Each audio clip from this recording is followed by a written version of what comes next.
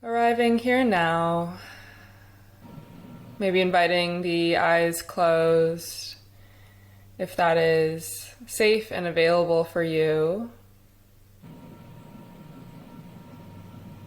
And arriving in this present moment with the breath as it is, with the body as it is, with the mind as it is.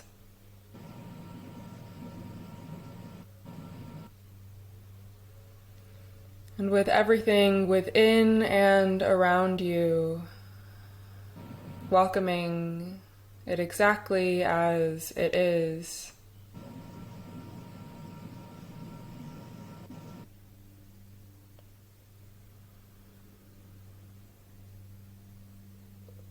Arriving in the wholeness and completion of this now moment, fully present, fully here, and inviting the sound of the singing bowl to wash over and through us as we begin.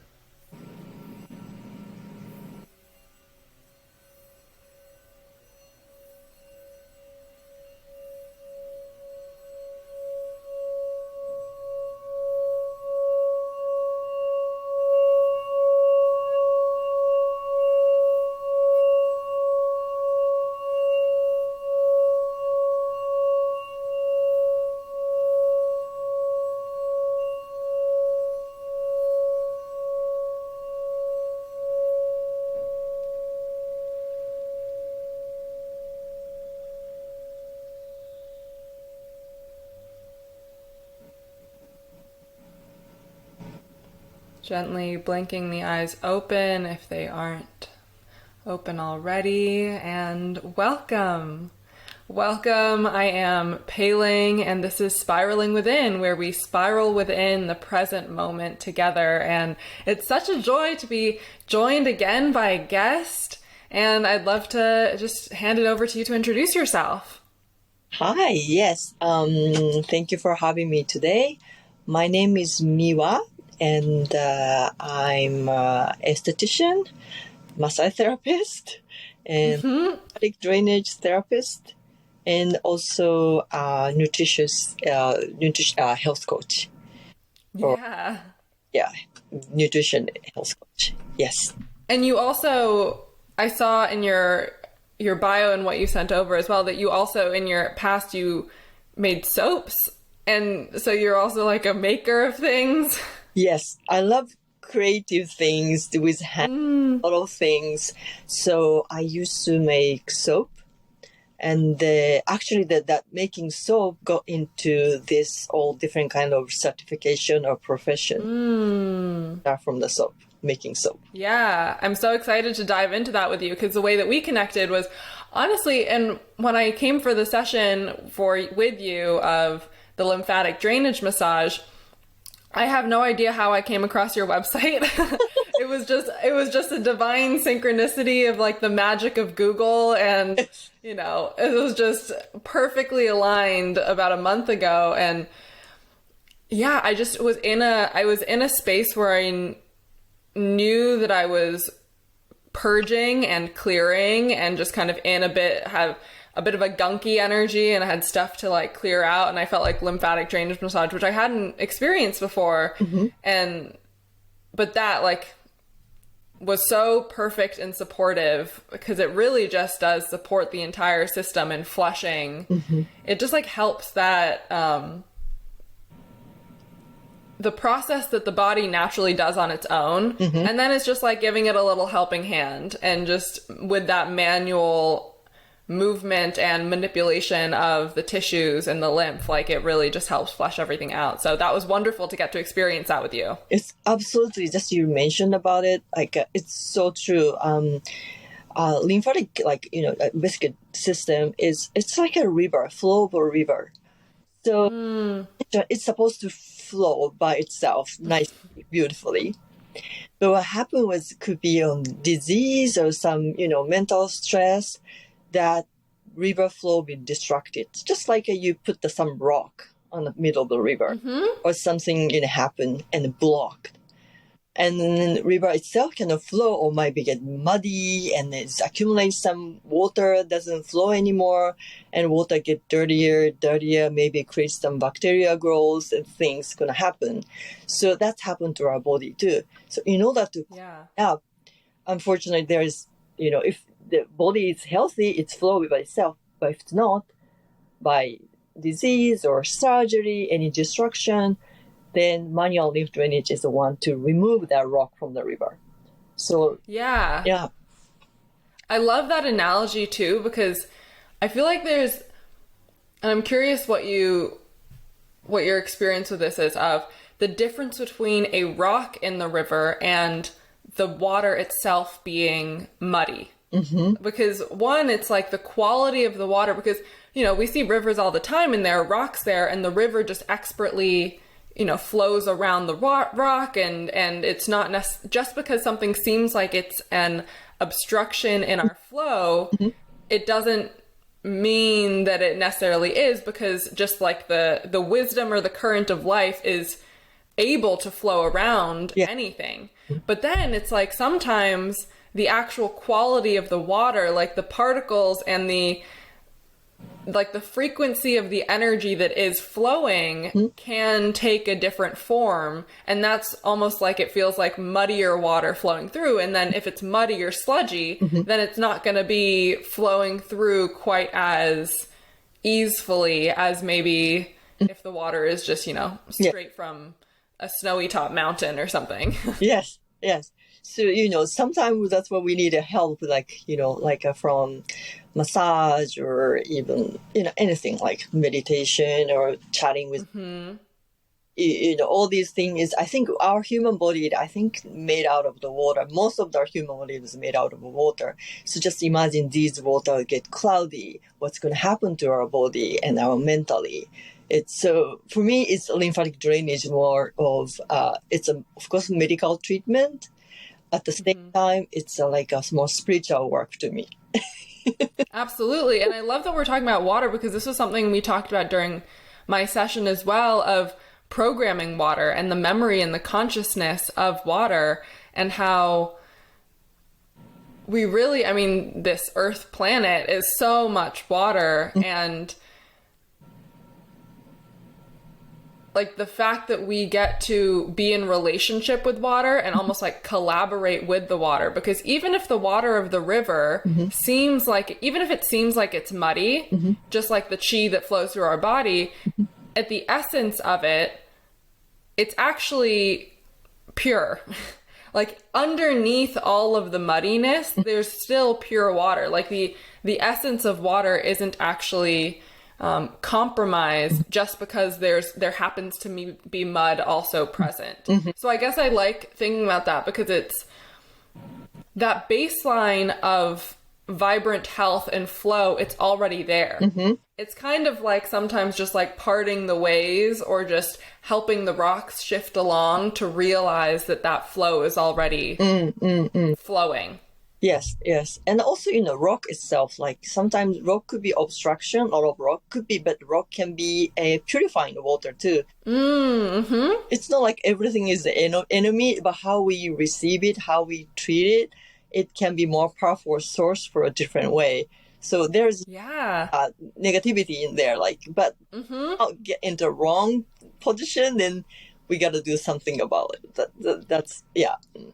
Yeah, I love that, because it's zooming out from seeing things as good or bad or right or wrong, and recognizing, I love that the rock can also be cleansing, because maybe you check it out and the rock is actually, maybe it's a crystal, and then it's a crystal that becomes like this treasure that you didn't even realize. Oh, yeah. The crystal is, it's a mineral. Why not, right? Yeah. And it's like because it's not about getting rid of all the rocks in our life, because we are in harmony with all of the elements. It's like we're not just water, we also have earth and fire and wood and air and all the things. Yeah, but I really like that because we get to determine our relationship to the things that seem like rocks in our life. Yes. I mean, like recently, unfortunately, I feel like a lot of kind of cancel culture going on in society. That's to me is very alarming because there's nothing, right or wrong to me. It's like all about the fact how we want to deal with it, and even our body, right? Like of course, there's some issue going on in the body. Okay, then let's remove it. That's the one way to do it. But some body condition, the disease, and some, how can I say that, going on in the body, and we look at that the enemy, right? Oh, this is disease.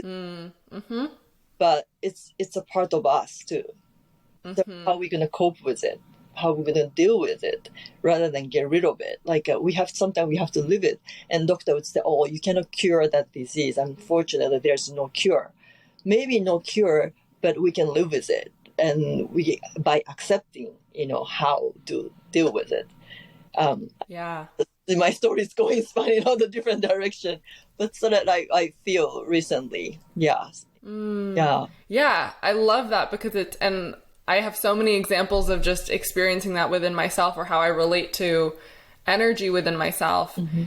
Whether it's like a physical sensation or, anything that happens within the body, even if it's an emotion, that first meeting it and, first there's like becoming aware that it's even present because we can numb our sensations, we can numb and ignore things and just like not even look. So it's becoming aware. And then once we're aware, that's where the relationship comes in of, okay, is this, as you say, like, is this an enemy? Am I just like deleting this from my life? Like, how am I relating to it? And what I've found is that meeting it with compassionate acceptance. And like you said, it's like, if it's present in my experience and my awareness, then it is a part of me. And it's not a part of me in the sense of, sometimes I think that talking about the self or something being a part of the self, there's a sense of it being personal or like identifying with it, but it's just recognizing that, oh, hey, this is here. It's within the awareness of what I'm experiencing. And so can I, remembering that I'm not just that, like we're not just the thing, but we are that which includes and experiences the thing. And if we truly are choosing to love our whole selves, and not just aspects, not just like picking and choosing the things that we think are bright or lovable or shiny, but like, can we even love the disease, the illness, the discomfort, all of the things. And then from that place, it's actually, because the thing about, I love that idea of like the rock actually, it's almost like the rock cracks open and there's like a gem inside, because that energy itself is communicating with us. Like that's our body communicating and guiding us exactly what it needs, exactly what will support it. But when you go into a conversation, maybe there's like a conflict happening and you enter a conversation and either you or them already comes in with expectations of how the conversation is gonna unfold. It's like coming in already with a set point of view. So like if you're meeting this energy, or maybe it's even like a tumor or something equivalent to a tumor, and you're meeting it already with this agenda of, this is bad, I need to get rid of this, then you're actually not receptive to listening. Like you're not in that listening state. And that's why I think it can be so helpful going to practitioners like you or other people who can help us listen to the body and listen to what it's saying without that charge of judgment or, just resisting it being present. But then once we accept it, we like are aware of it, we accept it, and then we can listen to actually what it's communicating to us. And from there's like the clarity and the spaciousness to respond in like alignment and from that place of love. Yes, it's totally I agree. Like, so it's our awareness, because we're always in the denial and something we don't want to hear. We just close our ears, like we don't want to listen, we don't want to see. Always denial. We tend to get into the denial mode very easily. And by awareness is another thing is kind of open up to going denial to awareness is I think it's a huge step. Once aware, that's much easier because we are more open to the things we are having, right? And then that's a real kind of journey start. So denials feel kind of we're closing the door, like, oh, I'm not gonna see. Yeah. Once it opened up, there is so many things open up to ourselves. And then I really feel like a lot of people are still in unfortunately denial, and then suddenly they're just suffering because of that.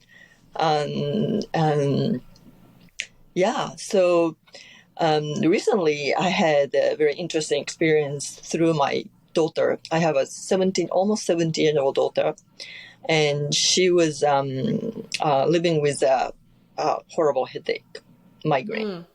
And when she was in like a high school year, somehow it's migraine started. And we went through all these different doctors. We did MRI.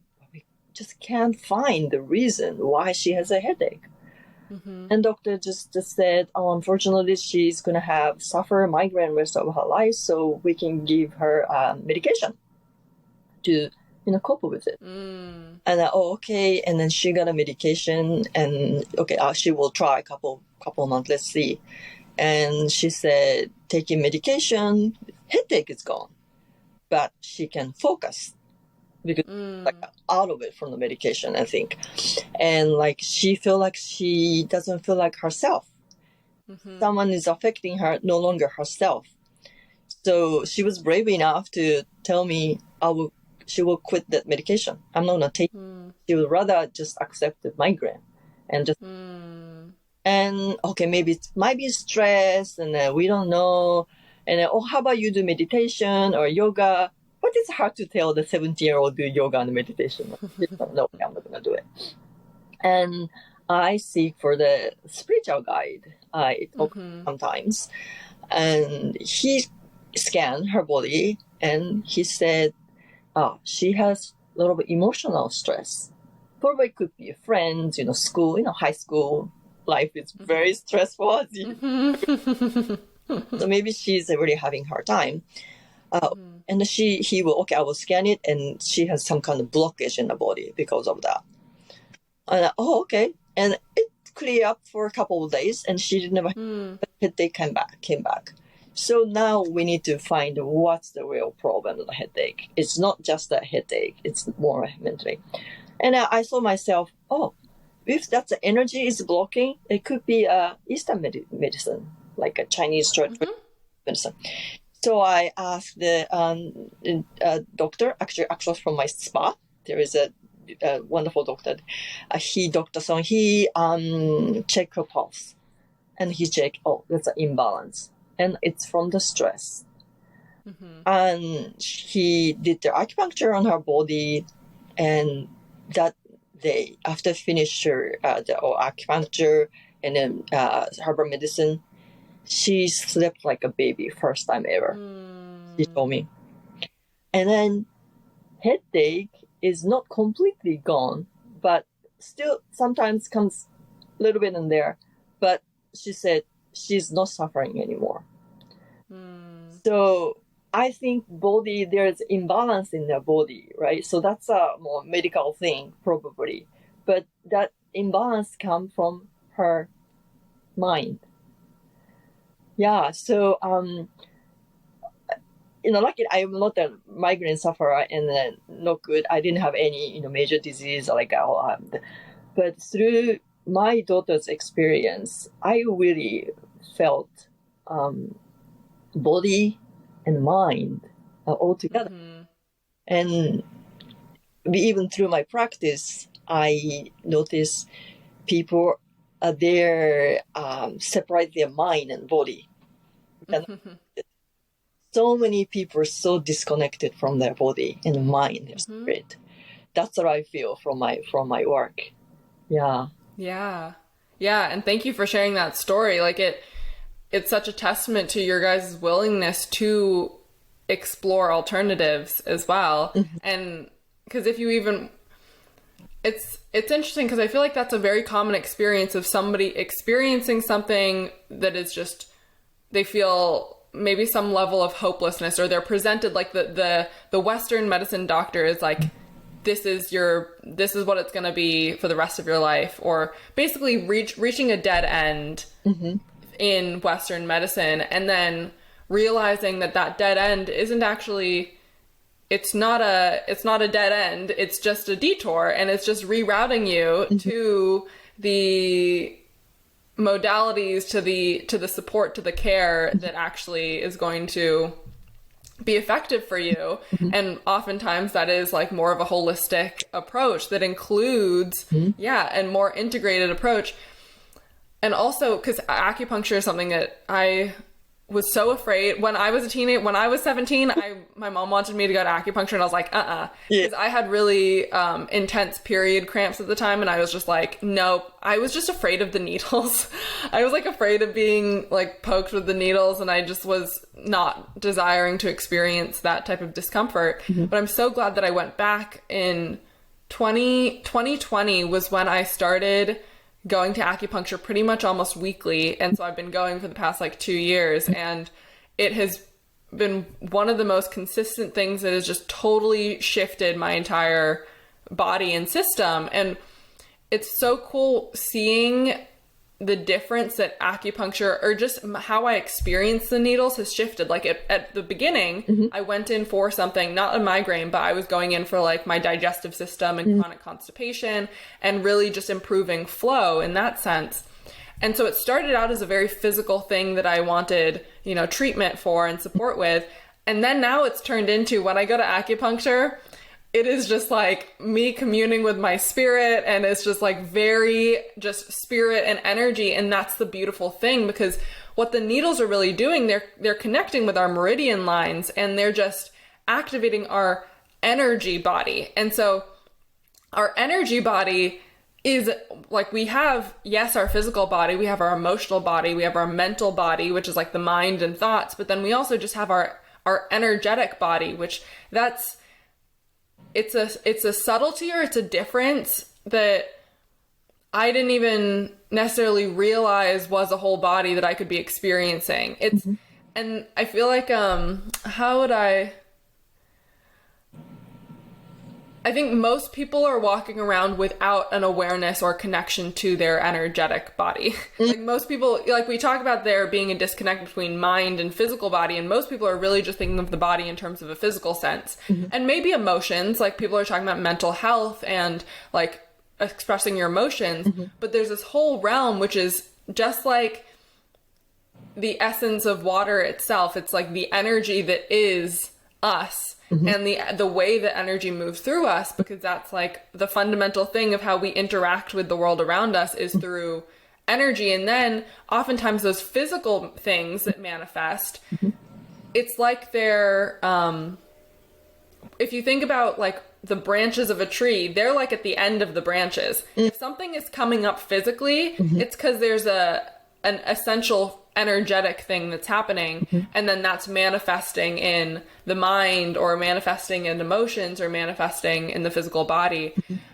And so if we're just looking at the physical body as this isolated thing and just treating that, and just being like, okay, this thing is happening, let's just like cut that out, that's why it's not looking at the whole picture. And that's the denial of the interconnectedness of the system as a whole. So yeah, it's amazing. And that goes back to the current, right? When your daughter experienced that first acupuncture treatment, it rebalanced her energy. It allowed, because it's so cool feeling literally in the needles and the different, there are many different ways that like acupuncturists, they place the needles, and it's all very intentional, connected with certain meridians and the flow of the energy. But you can feel it over the course of a session open, that current literally flowing through your body. And it's a current that it's energy. Like, and it's so cool getting to experience that in the body of like feeling the current of energy and then that redistributing the flow for your daughter so that she was able to, rather than have all this activation and pressure in the mind, that it just is able to not just flow through the body, but also exit the body. Like, that's an important part of flow. It's that we're not holding things just within the body, but we are releasing it to the earth. We're releasing it to source. We're just like in flow with not just our one unit, but with all of life too.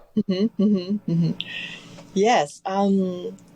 Yes, it's our body has electricity, right? It's flowing. Sort of like for me, it's the meridian is electricity line for me, and then there is certain point, acupressure point, it's really like activate or like or something is too active. Some meridian is too cover the other meridian. So by balancing it, these all together, our body is nicely balanced. So we don't want to go too much yang. We don't want to go too much yin. It's all perfectly balanced. That's what we really need our body. So yeah, and then I like your just talking about tree. You know, and I liked also the English word we call you are grounded. Grounded. It is on the ground. We are also grounded. We really grounded feeling in our life. And, you know, under the ground, the tree has roots too. The roots has to be healthy to suck up all the nutrient from the ground to make a beautiful flower or beautiful leaves, healthy branches. Yeah, so it's really holistic, about whole. So there's nothing to do with like, Eastern medicine better, the Western medicine better. It's not. As you know, we have to all integrate each other together and holistically. If you can treat people or look at the society or person, even the person holistically, isn't that great? We're just saying we look at the very, you know, narrow-minded and you know, very judgmental about the person or society, any condition, be very narrow-minded. Oh, that's it. It's very not balanced, you know?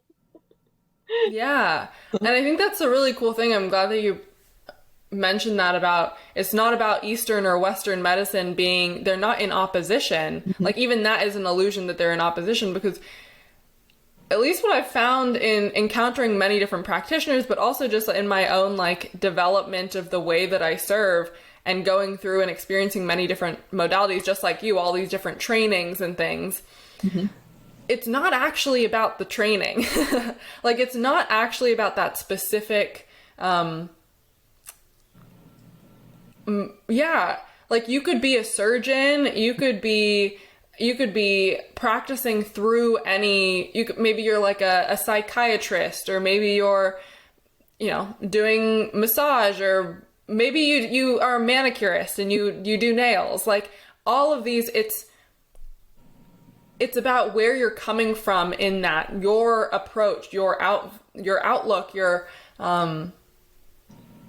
just the you-ness that you are bringing to it. Because you could be a Western medicine doctor and have this very open spiritual connection with the interconnectedness of life. You could have a very holistic approach and be a heart surgeon, and you could be very closed-minded and narrow and be an Qigong master. Like, you know, so there are,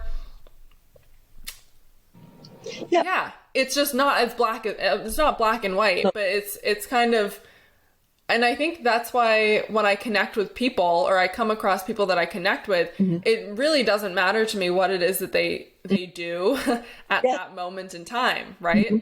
That's absolutely, to me, it's profession, and to me is all kind of profession is. To me, it's a very respectful profession. I will never judge people by, because you're the doctor, you're awesome, you're a lawyer. I will respect as anyone, any profession.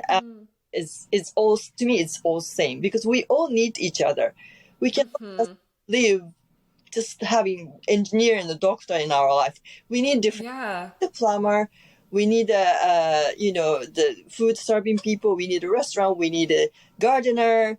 You know, we need everything for all the profession. We all equal as we need it to support each other. We are so connected. Yeah. So like, as you see, my resume, when I look at it, like, oh, you're a esthetician, oh, you're a massage therapist, you're doing something about food, and you're all over the place. And you did this soap making. What are you doing? You're all over the place. But for me, it's all connected. Yeah. Absolutely. Yeah. Yeah. So like, kind of leading to it, I'm having started making soap first. Well, that's fun. And I was so into soap making soap. I learned about aromatherapy, essential oil from making soap. Well, that's fun. And one day my husband said, Mihwa, what are you going to do with all this soap in our house? Closet is full of soap. I was like, oh, okay. I'll do something. I'll give it to my friend, but still a lot of soap. So I at the farmer's market. And then I was just happy to making soap and selling to people. And people start asking me, like, because I'm making soap, do you make any other thing, like a cream or a toner? Oh, I never thought about it. Let's try that. Start making it and then selling it. And because I'm selling skincare product, people start asking skincare advice. Oh, actually. So that get into, maybe I should want to learn more about it. So easiest way to go in there is not the college, like applying for college, beauty school. So I went to beauty school to become aesthetician. And I'll be happy being, that learn that knowledge and incorporate it to my, soap making business. But the aesthetician job is so much fun. You interact with people, doing massage, like, oh, this is so much fun. And I was there for a while. And then one time I realized, but just putting some bunch of cream and doing something is not actually lead to the healthy skin. There's more to bring the beautiful skin. And somehow I was Googling like you did, and I come up with that lymphatic drainage, which is lymph system. Oh, what is that? And they said, oh, here, there's a stagnation in the body, about too much with water, and the toxin in your body, your skin will not grow. Oh, I want to try that lymphatic drainage. So I called this school, the instructor. I was Google it and found the school and called the instructor. She said, and I asked her, I want to do whole body. I want to learn the lymphatic drainage whole body. And she said, oh, if you want to do whole body, you have to be a massage therapist. And I have very simple mind, like, oh, okay, massage therapist. Then I have to become a massage therapist. Yeah. So community colleges is amazing. They teach massage therapy in very good fractional amount of money tuition than compared to other private. So I enrolled for the massage therapy class in community college, and I got the massage therapy certificate.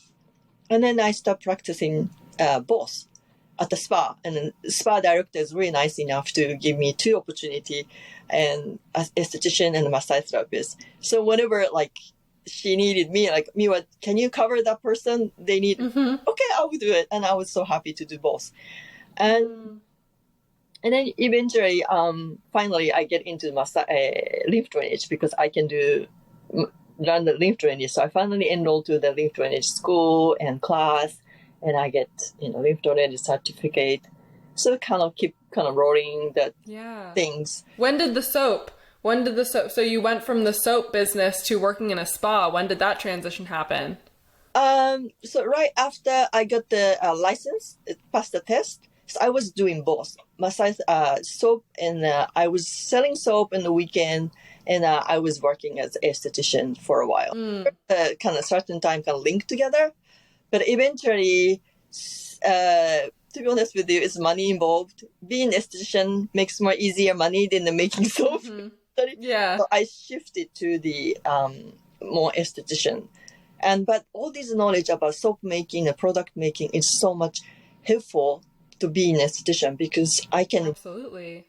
And I know the ingredient. So, the cosmetic company, they cannot fool me. Yeah. So that really helpful to establish being an esthetician. But unfortunately, I have to close down the soap business eventually. Yeah, I would still want to do it if I have time. Just it's too much time consuming. I'm just busy with my client work. Yeah. No time to. I think just a phase of my. Yeah. Mhm. Yeah. Well, and so what was that timeline in years or months between when your husband was like, what are you going to do with all this soap? And then you decide to do the farmer's market, and then Okay. launching holistic face and body care, which is your practice, your spa. Yes. So when I started as making soap, was study about 2001 around. Oh, wow. Oh, early. So you were like early farmer's market soap making. Mm-hmm. Okay, cool. Yeah. So at that time, my son was only 2. Mm-hmm. I have a daughter. I wasn't pregnant at the time. And I was making soap, and I got pregnant, second child, which is my daughter. And I was making soap all the way over during the pregnancy. And, my daughter was inhaling all essential oil from my body. So she still likes to sniff things. Like, smells good. I think it's coming from my Oh, that's funny. oil. And during the pregnancy, so before I get pregnant, I start selling soap. Mm-hmm. And I think it's 3 days before, I still remember I had a planned C-section. 3 days before planned C-section, I was still selling soap at the flea market in the ends. I remember my belly was like that. Mm-hmm. And the farmer's market too. And then I had my daughter, and I have like a 3-4 months break, of course, from the and then I started selling a soap. I put my daughter in the pouch and selling soap at the farmer's market. And it worked so well because people loves baby, so they yes. Yeah, and I was selling soap for a while like that. And at that point, I had a mind that thinking about, I need to learn more education. So when daughter, before turning to, I kind of start getting big. One, I started going to beauty school. I enrolled in beauty time off from the farmer's market because I have to go to school. And after I finish, the farmers market people were very nice enough to start over again, but eventually it gets so busy my both work, so I have to drop. So yeah, and that was and I become an aesthetician 2006 or 7. I kind of my step is vague. And from there, I just keep going. I work part-time as an aesthetician. I start going to school, raising kids, and I just wait until my daughter going to middle school, and she's pretty much she can be on her own. She doesn't need a babysitter or anything. Mm-hmm. So eventually, I opened the spa, and I was working for the spa, and I was a independent contractor at some point, and renting a room at the spa.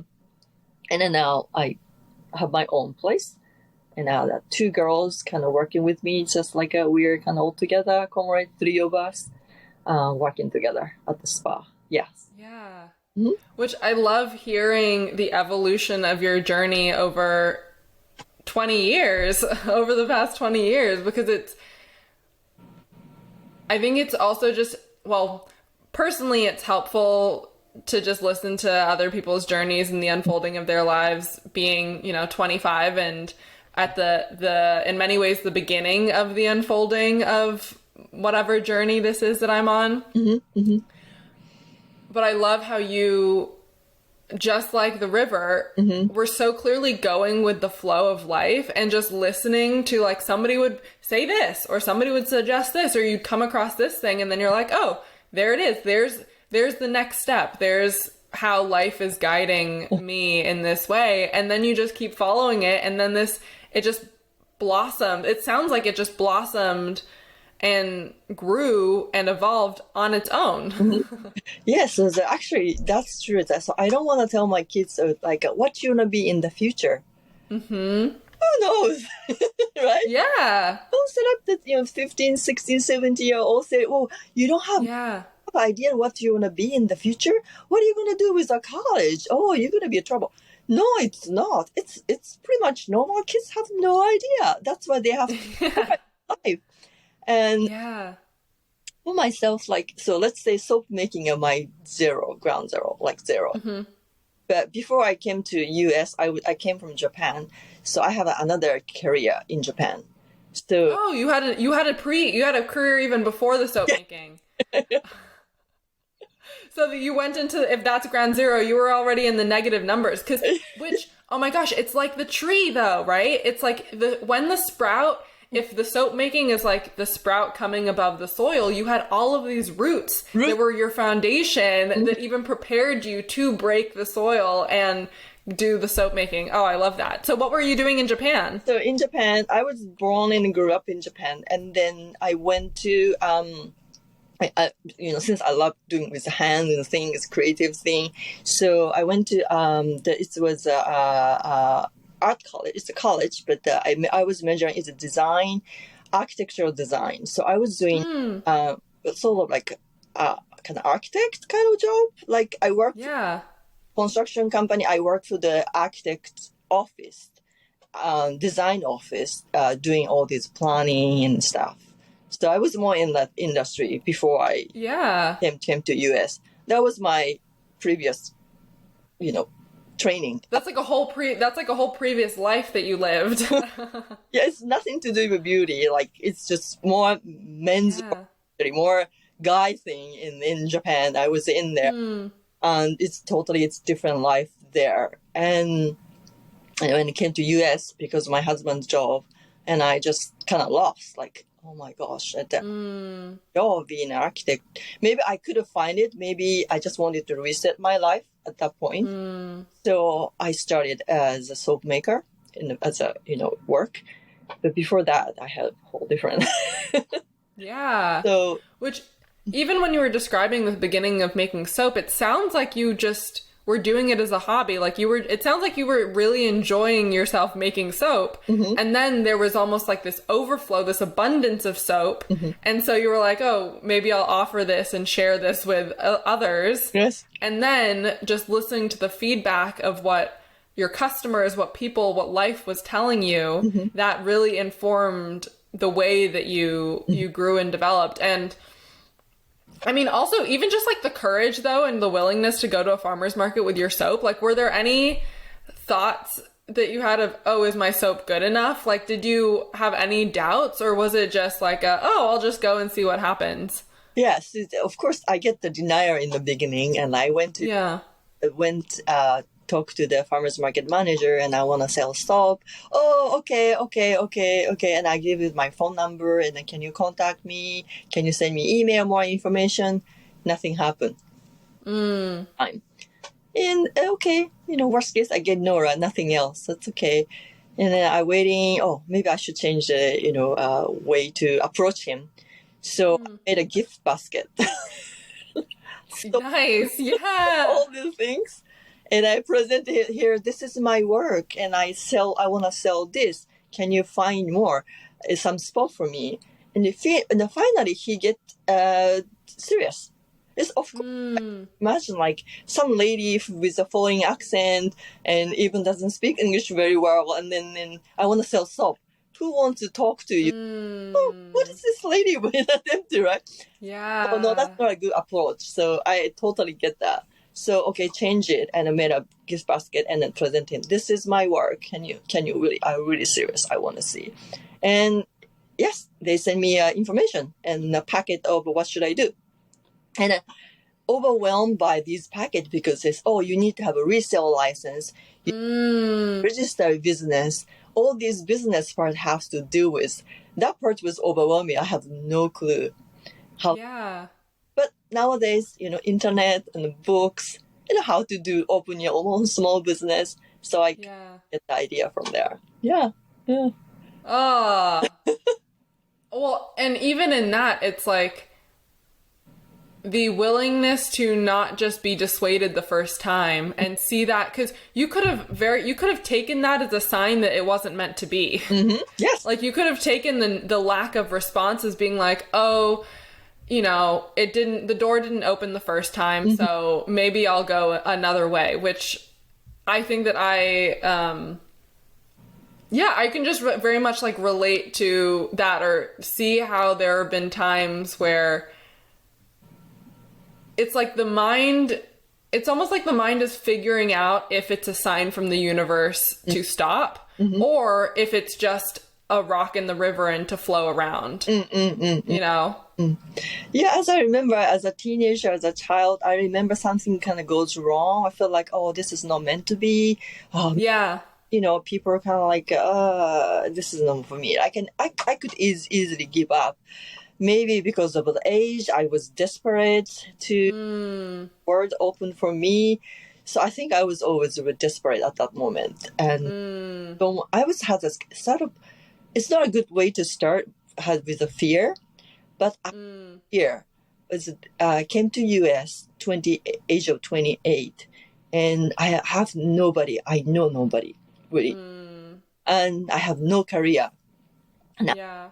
Two kids, and it was sort of a fear. Like I gotta do something to financially secure and also enjoyment of doing what I love to do. So I think that's all come together. So yeah, so that's the reason. Yeah. Yeah. Well, fear, especially, as the earth is now evolving and we get to be part of evolving from living a life from fear and letting fear be the thing that motivates humans to love. But the thing is, the way that the Earth's history has been up until this point is that fear has been a primary motivation. Like fear has been like this fuel that drives people, that creates this momentum in action. It like inspires action. Fear has definitely inspired action up until, we can see it. We can choose to continue to be inspired by fear.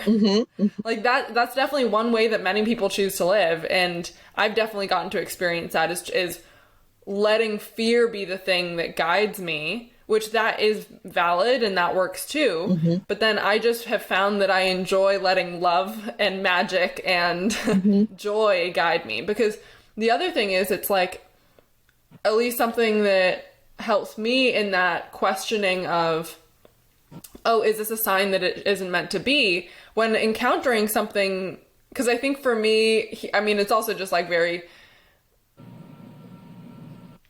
cool hearing your story span over 20 years, because there can be this feeling of immediacy, like things need to happen now, or like I'm not far enough along in my life as I should be, or I should already be like this, whatnot. I should be farther along in life, but really it's a matter of divine timing. It's really a matter of divine timing. And if ever that moment comes of, oh, this doesn't seem like it's happening, or it's not happening fast enough, it really just allows me or invites me to be like, okay, what? And I love that you said not asking kids, or that question of what are you going to do in the future? It's what brings me joy in the present.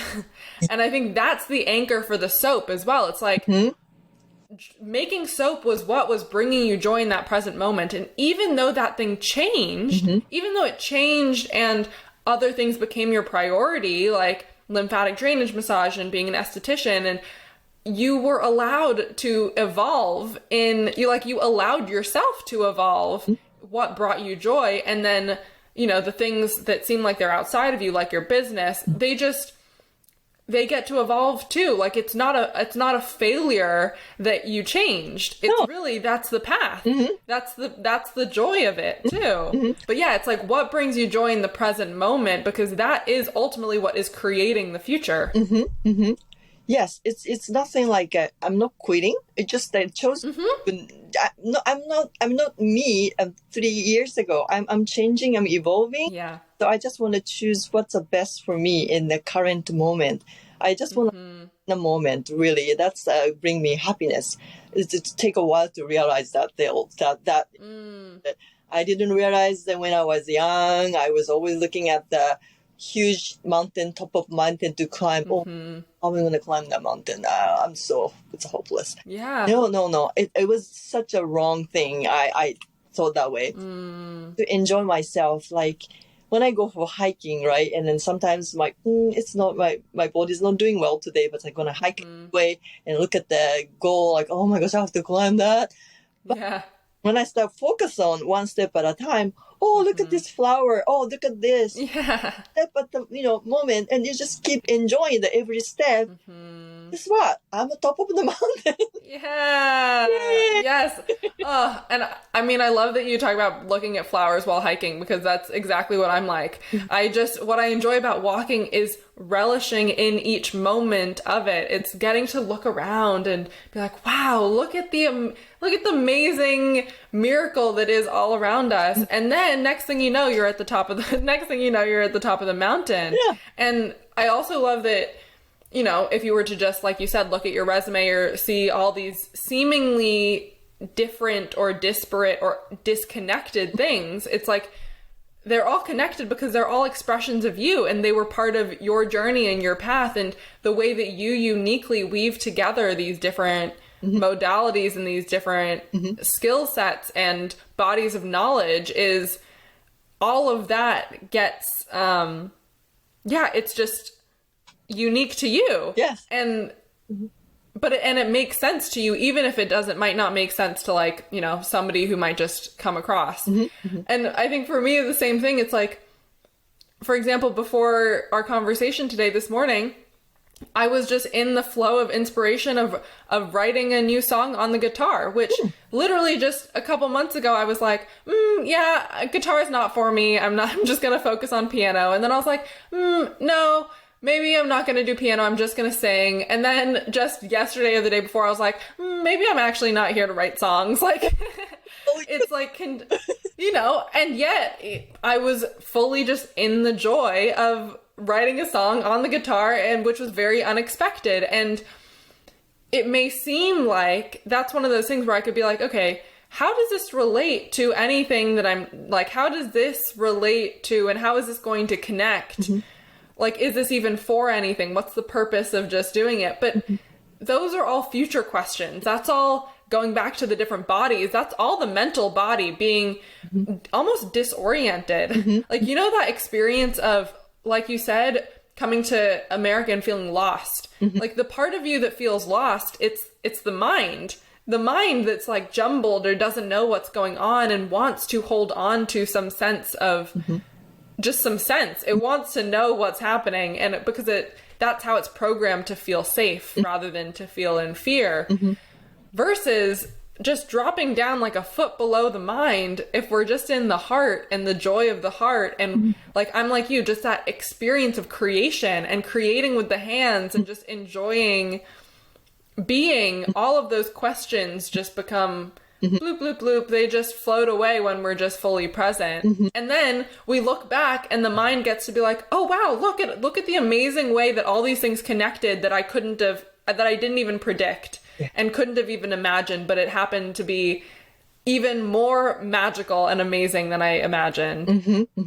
Yeah, just you mentioned, that reminds me that, speech, I think at Steve Jobs was making speech, the connecting dot at for university graduation. And when I listened to his speech, I just that's it. You just mentioned it. So when he was dropped out of the college, he was taking calligraphy class. Oh yes, yeah. No clue he's gonna use. Right? Like he's just doing font and type, and all kind of different kind of experience studying it. But that experience helping to launch the Mac that really has a beautiful font and a computer. And then he said, when at the time when he was doing calligraphy study, he has no clue how he's going to do it. But looking back from current him now to the past, it's all connecting. The dot is connecting. Oh, okay, that works. I really loved that his speech about that portion. Like, yep, that's it. We can do of our life. We can experience same thing. Just be present. You feel like what you need to do, like you're interested in, just go for it. If people say, oh, this is not for your career, what are you going to do? It's like, ignore these people, the negative, comment, just to focus on what you love to do.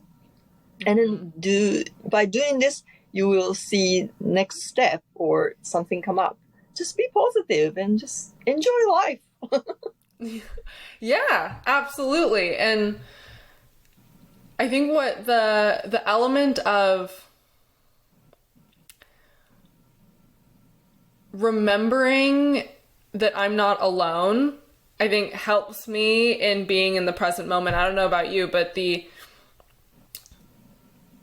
it's kind of like, how can I trust that just being present, how can I trust that doing this thing that seems like it's not connected or not relevant, how can I trust that it actually is connected? Like, how can I trust that it is going to lead me where I'm going to go? Again, this is like a mental thing, but I feel like it's something that I've, I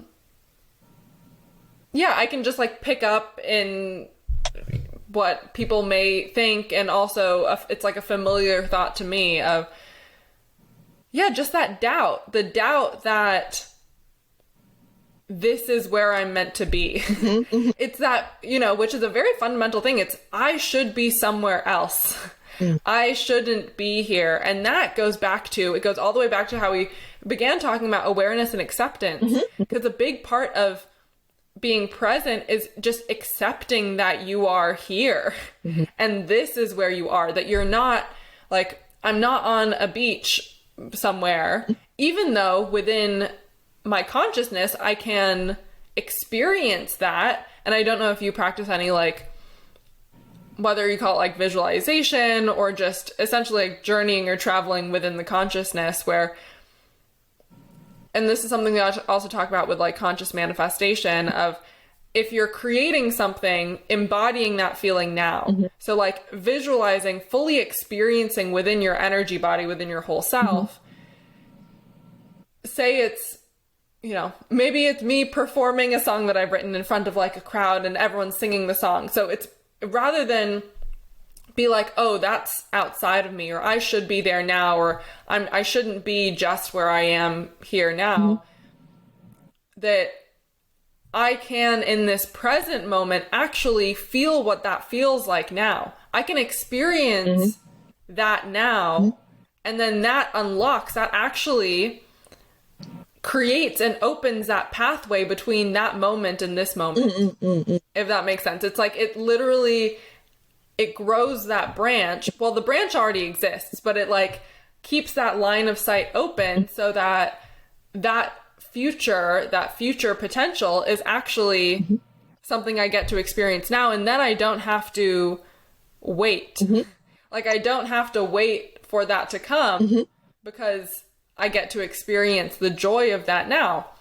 But then the other hand of that is that we are in a physical reality with linear time, that on a certain layer or on a plane or a dimension of reality, I am actually not on that stage. Like, I am not singing, or I am not in that place. So it's the both and of recognizing, okay, energetically, multidimensionally, metaphysically, I am everywhere at once. I am everywhere at once, and I am in that dream, desired experience. And I get to be like, it's like on the hike. I am already at the peak of the mountain. Even standing at the bottom, I'm already at the peak of the mountain. And yet, I also have to climb the mountain. Well, I don't have to climb the mountain. I can stay at the bottom. But there's also the element of just unfolding one step at a time. And yeah, I think that that's just something that continuously, or has been for me in my journey, this desire to just be at the end. Like, I just wish that I were already done with this hike. I just like want to be at the end, and I don't want to have to experience the journey, because I remember that, time is an illusion, and the future is now, and everything is now, and I can experience all those things. And connecting with the joy of the journey is something that, like, remembering the journey itself can be joyful. I think that circles back to what I don't even know how I spiraled in this tangent, but I'm just having the vision of what you described, of like being on the path and seeing the flower and just enjoying the presence of the flower, because it's like everything is already here. Oh, well, I just went many places. Sometimes we lost, right? We lose like I'm lost. Like, I don't know what I'm doing. Like in the and I think that feeling is also okay too, the being lost. And I don't know what to do, but I want to do this anyway, so let's do it. I don't have any like a dream or any idea what you want to do, like any plan, but that's okay. Maybe we're meant to be lost. We So just enjoy that moment. Yeah. Yeah. So sometimes, so when I hiked the new path, if I try new, trail, I tend to being lost very easily. And I used to be very, very frustrated, like, oh my God. And I realized I'm circling back again. I'm getting back to the same place again. But, oh, no. Just enjoy. Just enjoy being lost. Yeah. Yeah. I really love that. And what do you feel like, was it that you experienced so many times of being lost and frustrated that you just chose to start enjoying it instead? I will immerse myself in the situation. I would be horrible tragedy in a condition, like, which I also experienced in the past. You're living like over 50 years. You have something like that, right? It's things you cannot unavoidable. This is beyond my control. Even let's say COVID. COVID was beyond our control. What can we do? We cannot control this disease. Like this is like a pandemic. What can we do? And my business was closed down 9 months. I work. And then I finally got in myself, opened my own business. Oh, my business is finally going somewhere. And all of a sudden COVID happened. Like, it's forced to close. I just immersed myself in the situation. And that's what get me going really, like, mentally really stable. And so I just, okay, I'm at home. I do what I can do at home. And I can take time more cooking food. And I can more try to save more money, financially it's getting really, because I'm not working 9 months. So, this could be bring me unhappiness, but just thinking, just immerse myself. So what can I do? And I did different things. Hiking is one of them. I just being out there in the nature. It's so funny.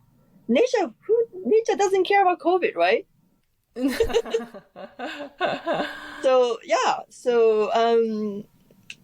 Unfortunate thing happen, things you don't want to plan it happen, but just, and even that moment, try to enjoy that thing. It's hard, it's easy to say, it's hard to do it, but just always be in the mind, just try to, okay, I'm gonna somehow enjoy this moment. That's all I can say. Yeah. When you say you immerse yourself in the situation, is that like in meditation? Is there like a practice that you were doing, or is it more so just like a mental approach? Like, how would you describe your approach of like immersing yourself? I think it's meditation is another way to go. It's pretty definitely, or maybe walking, even hiking. It's like a walking meditation, which I really like to do. I like to hike alone sometimes because for me it's a meditative. Like I'm just walking one step at a time, and a lot of thoughts going, in and out, going so many things while walking, and inhaling all these nature's wonderful smell and the texture, the ground. That's really give me a good grounding kind of feeling. So I would rather go on a hike rather than sitting in the chair and doing meditation. Like, yeah. But some people, everybody has a different way. Some people baking is a meditative practice, like baking, cooking. It doesn't, playing music, you know, anything I think could be good, you know, meditative, like a, you know, the activity we can do. And this way, Absolutely. yeah, we can cope with a lot of stress and fear and all kind of, you know, negative emotion, and we tend to carry in ourselves, which is quite normal. Being negative is quite normal. Everybody tend to get that. And some people being happy is like almost like a sin. And so they tend to be negative sometimes, but I don't think that's a healthy way to cope with the situation. So always look at the more positive side, and anything happen, like to always look at some positive side, or find something positive, do something. Yeah, meditate. Yeah. Yeah.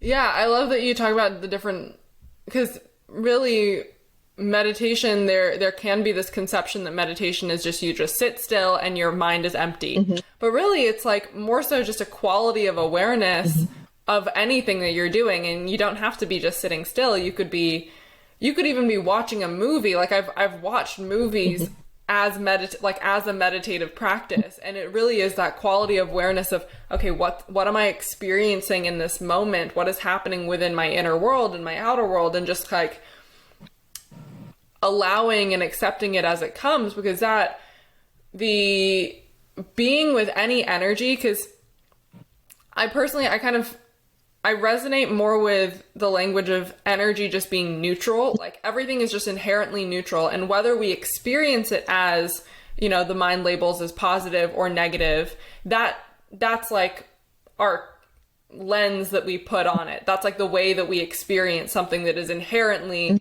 just neutral. Like you said, nature doesn't care about COVID. Nature is an example of something that is just inherently neutral, and then, you know, someone sees a tree and they're like, that's an ugly tree. Or someone sees a tree and they're like, wow, this is a magical kingdom, you know? So that's but the tree is just the tree. And so the energy that we experience, whether the mind labels it as fear, because the body experiences intense excitement and also nervousness really as a similar sensation. Like on that somatic sensational level, the energy is quite similar. Like it might be this, you know, elevated heart rate or just that buzzy feeling, but it could be, you know, you might label it as being nervous, or you could just be excited, but really it's just an influx. It's like the body, the whole system is preparing for something and just increasing that experience of energy.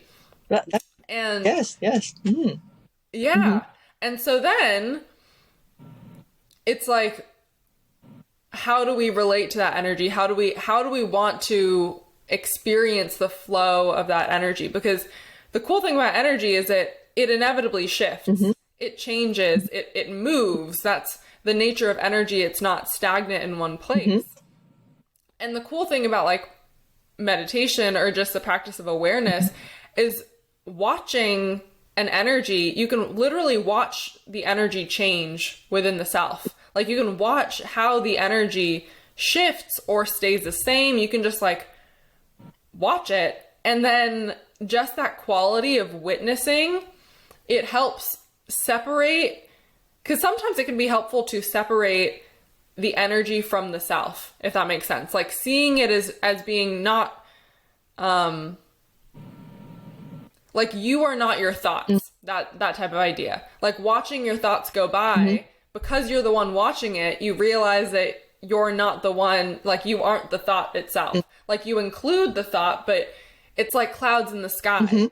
Like the energy that moves through, they're the clouds, but you're like the sky. And so you just include and you get to watch the clouds go by. And that, like in all relating it to enjoyment, I think that's what's helped me enjoy life, is remembering that I'm not just the cloud. Like maybe it's like a really gray, dark rain cloud and it seems like it's just gonna ruin everything because it's here. But remembering, oh yeah, I'm the sky. I'm actually not just a cloud. And in just a moment, if I just, you know, meet this cloud with love or just watch it, it's And also, even the cloud seems like it's a gray, rainy cloud, but it's also just water vapor. So in essence, the cloud is just energy too. And so there's actually nothing to be afraid of because it's just all flowing anyway. And Yeah.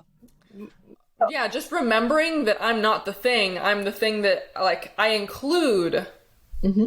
Yeah, we're all together, right? Mm-hmm. We're all together. We're all kind of connected. Just the beginning of the conversation, we are like all connected.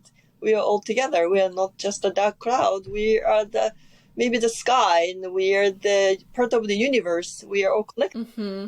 That's I really strongly feel recently. And after I seen you last time at the session at the lymph drainage, I kind of like started thinking about that a lot too. Maybe it's meant to be you Google it and then you find lymph drainage and then find me I met you and then I started thinking about that more and I thought that's Pei-Ling is my part of my the life, like nice essence coming to my life. That's what I felt when I to you and then met you. Yeah, it's we are all part of the universe and yeah. And it's so magical. Because getting to chat with you during our session, it was just so obvious how we were both mirrors for each other. Like there was just this, and because that's what really all of our external world is, just mirroring and reflecting things back to us. And the fact that, I'm this half Asian, half white, and your daughter, this like 17-year-old who your husband, he's Scottish. He's Scottish. Yeah, he's Scottish. So she's like Scottish Japanese, and just the parallels that at least you were experiencing of talking to me with your daughter, and also I had just a couple days before a similar, like, meeting a random stranger and it being a very parallel synchronistic thing. It's really, I asked that question earlier of like, how do you trust that this is where you're meant to be? Experiences like us connecting, that just like totally reaffirms my enjoyment and trust in life, because there are these magical moments of just connection where it seems like it is totally random, or it seems like it is, impossible or unlikely, but then it happens, and then you're like, wow, how wonderful that from, just Googling or from just me listening to the signs and thinking I'm just going for a lymph drainage massage, and then getting to experience this like wonderful reconnection. And that's happening all the time in our life. Yes, I think as long as this eventually it's meant to be, we will settle down, and it's like there has to be like a, like if they say universe is like a big piece of puzzle, let's say, and we have always nice place to just fit in, like all together. We are together. We are part of that, puzzle, and I felt, yeah. And I love that, because that's something that I've been reflecting on this year, of just how, yes, we are interconnected and we are all one, and it's also fractal. So like within the one person or body is the entire universe. Just like within one cell or one organ of the body, you can read the entire system just from one part. Like that's how, when people read your palm or read your face or read your foot, you can have a window and insight into the entire whole system's functioning just by looking at any one part. We're like that too. We each contain the entire universe within this like one microcosm. And as I loved what you said about just like respecting all professions, because we each are here with a unique role, with a unique purpose, with a unique point of view that we offer and contribute to the whole thing. I remember somebody, I don't know why this question is coming up, but someone asked me last year, oh, where would you, if you could be anywhere in the world right now, where would you be? And my answer was just, right here. Like there's right here and right now is just where I would be, because otherwise there would be a Pei-Ling sized hole in the universe. And like, this is just exactly where I'm meant to be. And that's such a wonderful feeling to live life remembering that, yeah, this right here, right now is, this is where I'm meant to be. There's nowhere else that I would want to go because I'm nowhere else. That means you're fulfilling your life. You mean, like, it's really, that's good. I like that because, when I said that, I felt same thing. I want to be here right now, and this moment is my place right now. Yes, that's yeah. And you know what's cool is that is service. Like when we talk about, you know, what am I here to do? Or I don't know if you, during your journey, you have reflected on like, what's your mission or what's your purpose? What's your purpose in life? What do you contribute to the world around?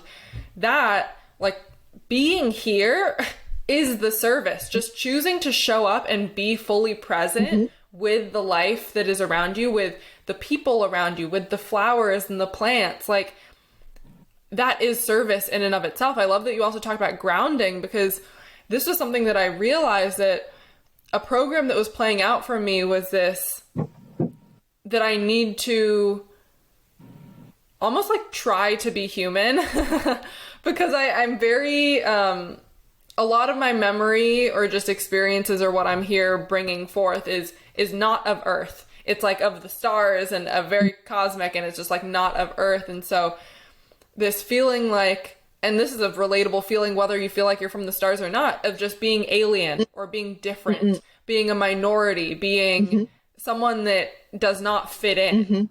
And that, it just puffed away. My whatever I was saying just floated away. Yeah.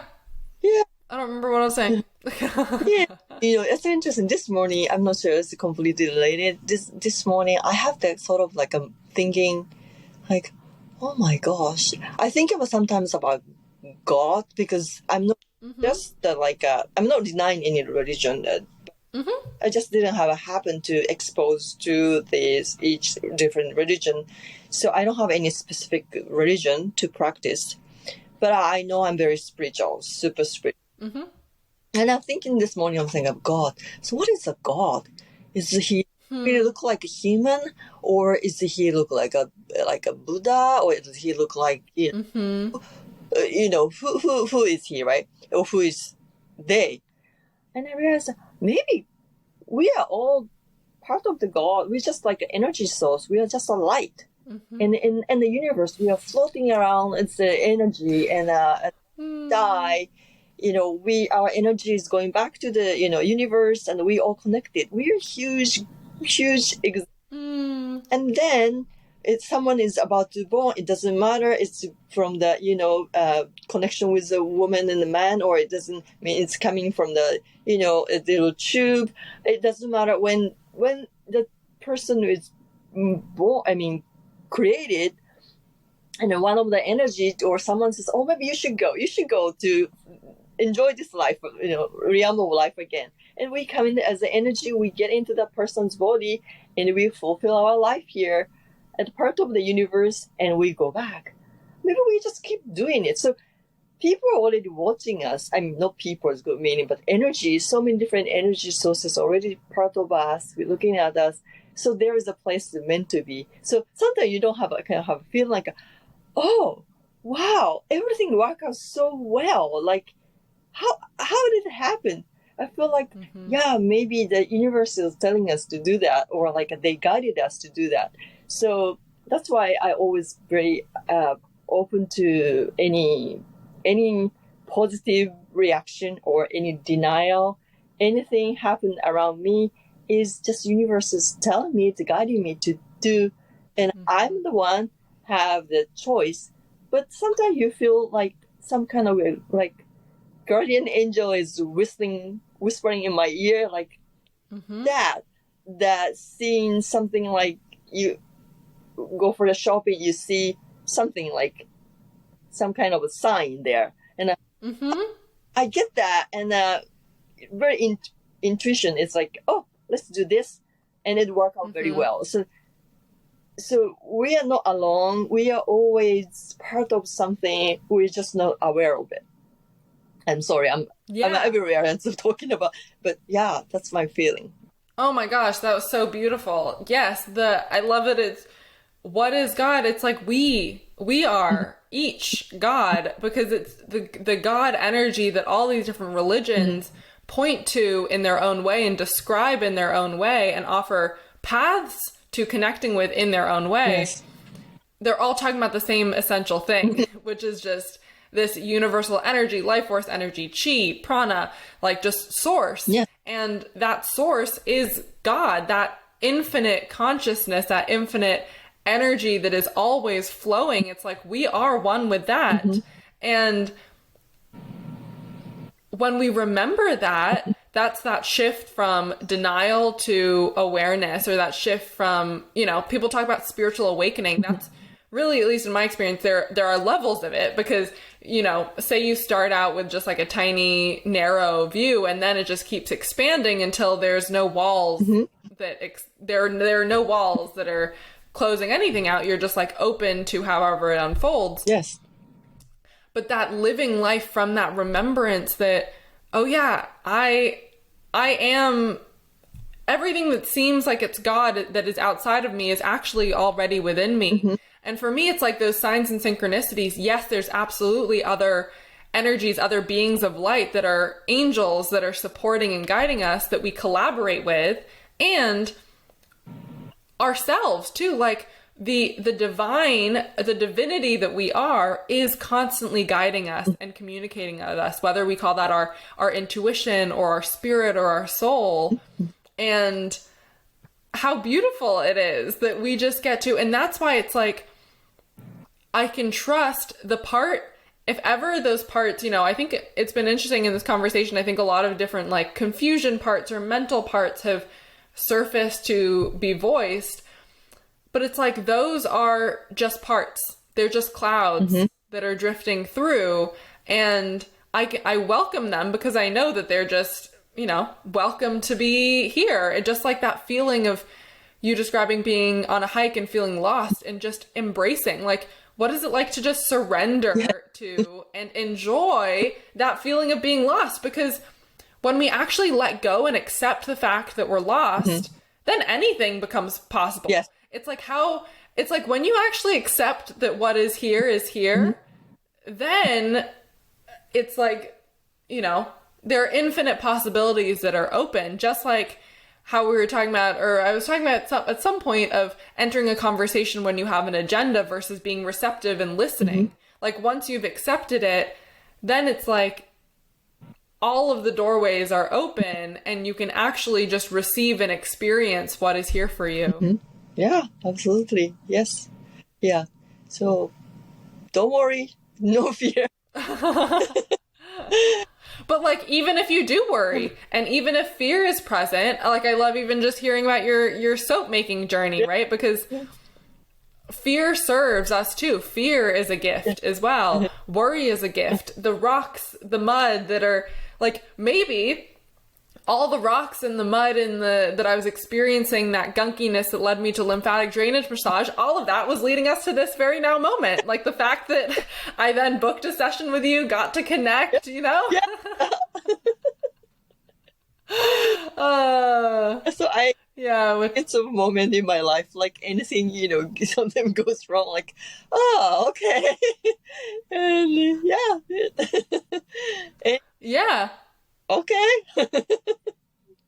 Yep. Okay. Yeah, just that surrender and that like just gotta do whatever we have to do, just to do it, and then chose to do and do it, and then kind of like intuition is, I think, coming from something experienced in the past. So follow the intuition is I think it's also a good thing. Yeah, that's Were you always, like you talked about denial and then into awareness, were you always aware? Like, were you always spiritually connected and open and receptive and aware? Or was there something that was at a shift or something that evolved for you in your life? it's evolved through in my life. I think I'm in here, and that's much easier. Like now, I'm in the more I'm heading to the more what a wisdom granny. Like, okay, nothing scare me, nothing because of all these life experience is make me more stronger. And so I take it as all these experience as like nutrition for my body and new for my life. So something happened in the past, and I did something wrong to somebody, all these things is just a part of my life. So I accept it. And anything goes in the future, I will accept it. I'm kind of ready. So Yeah. not scared. Yeah, that's just gradually building up. So yeah, I think everybody has seeing everything as nutrition for your life. I love that. That's a wonderful perspective. And yeah, everything nourishes us. Yeah, there is no bad food, like how we right, like how we take it, and then yeah. Was that something that they actually talked about in your, because you did integrative nutrition? Did they talk about it not being bad food, or is that more so your perspective? Like, because I feel like all food is just energy that's neutral, and then it interacts with different people's systems. You know, I could eat the same thing on different days and it has a different effect, you know? So I totally am with you that like, there's no good or bad food. It's just energy. But was that the course, or is that your kind of own development? Actually, it's a course that influenced me. There is in the course, they are talking about bio-individuality. Everybody has their own food. It's good food for you. So there is something like, oh, you should be a vegan, be a healthy. You should go on this diet, then that and that. Don't do that diet. That's just fat, right? Like there's not such a perfect diet but everybody has their own different body type, and how to process the food is different. So some food for you means that food is not meant to someone else.